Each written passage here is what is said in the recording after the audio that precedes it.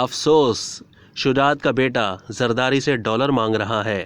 چودھری خاندان میں اختلافات بڑھ گئے، کاف لیگ مزید تقسیم۔ پاکستان مسلم لیگ کاف مزید بکھرنا شروع ہو گئی۔ چودھری شجاعت حسین کے بھائی چودھری وجاہت حسین نے نئی پارٹی بنانے کا اعلان کر دیا۔ چودھری وجاہت حسین نے کہا ہے کہ طارق بشیر چیمہ نے ہمارا خاندان تقسیم کر دیا۔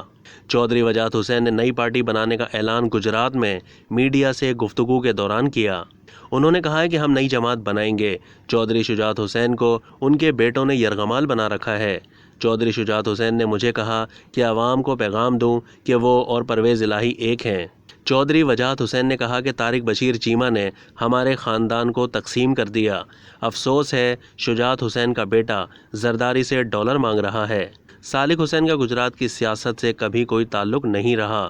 انہوں نے کہا کہ ظہور الہی خاندان کے اپنے افراد ہی خاندان کو کمزور کر رہے ہیں۔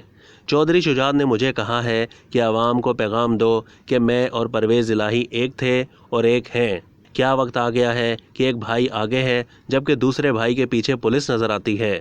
8 جون کو چودھری وجاہت حسین کے بیٹے حسین الہی نے مسلم لیگ کاف کو چھوڑنے کا اعلان کیا تھا۔ حسین الہی نے اپنے بیان میں کاف لیگ چھوڑنے کی وجہ بتاتے ہوئے کہا تھا کہ ہمیشہ یہی کہا ہے، میرے لیے میرا ملک سب سے پہلے ہے۔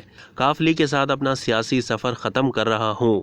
اب تک کے لیے اتنا ہی۔ مزید معلومات کے لیے ڈیلی جنگ کے یوٹیوب چینل کو سبسکرائب کیجیے اور فیس بک کے پیج کو بھی لائک کیجیے۔